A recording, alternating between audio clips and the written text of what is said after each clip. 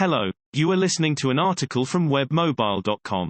Webmobile, with a Y, provides quality, people-centered, professional mobile app and web development services with globally competitive pricing.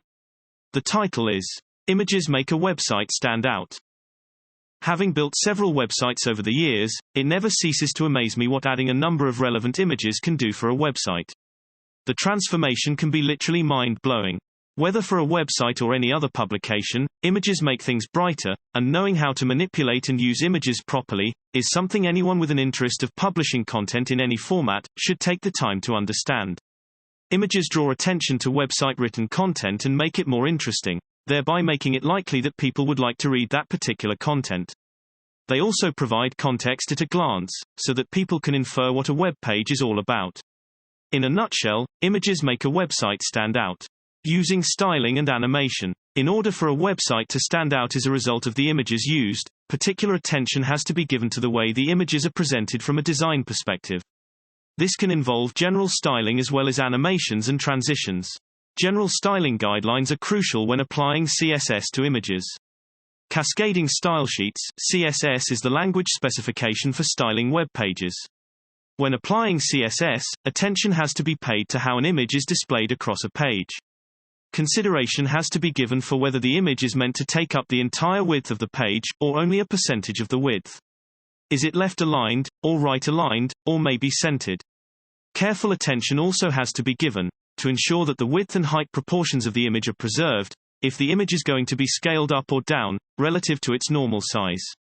A disproportionate image just doesn't cut it for good aesthetics of a website.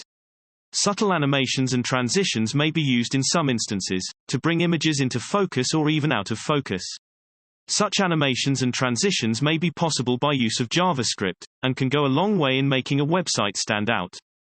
Animations can also be part of the image itself, like is the case with animated GIFs.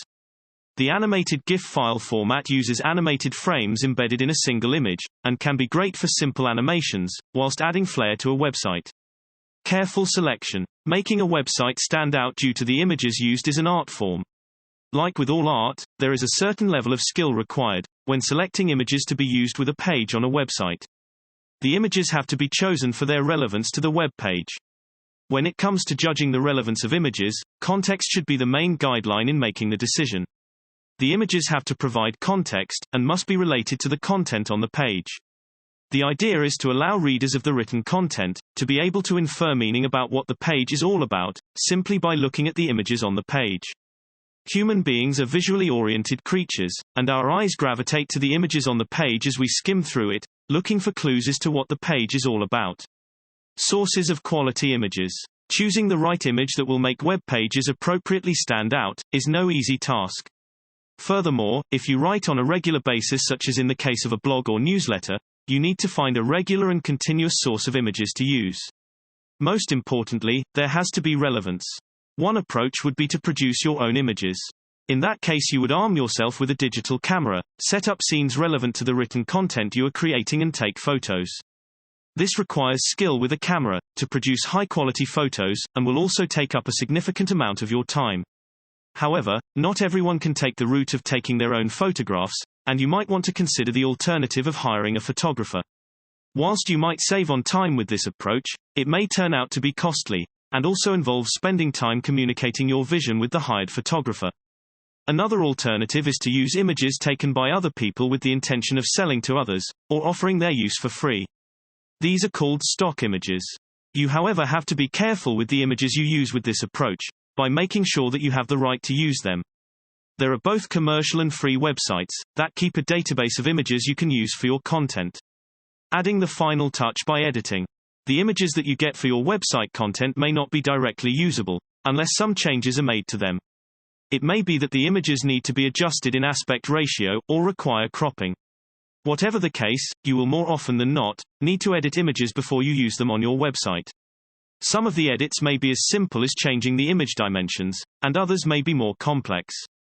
But if you need your website to stand out, this may mean hiring a graphics designer to get the job done.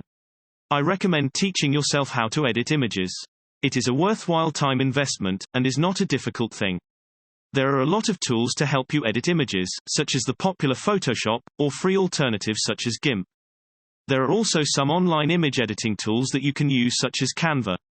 The beauty of these tools is that, as is true with many things, you become better at them the more you use them.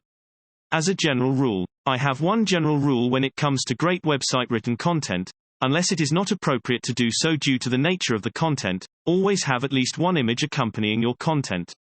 That way you can make sure that your content is interesting enough to attract readers. Even though I have stressed the use of images on a website, the guidelines for using images are easily transferable to other forms of publications, such as desktop publishing and print. Want to know when a new blog post is published? Please subscribe. Thank you for listening to the article from webmobile.com. A subscription button is available at the end of each blog post. We would love it and also encourage you to leave your comment at the bottom of the page. Cheers. Hope you listen or read again soon.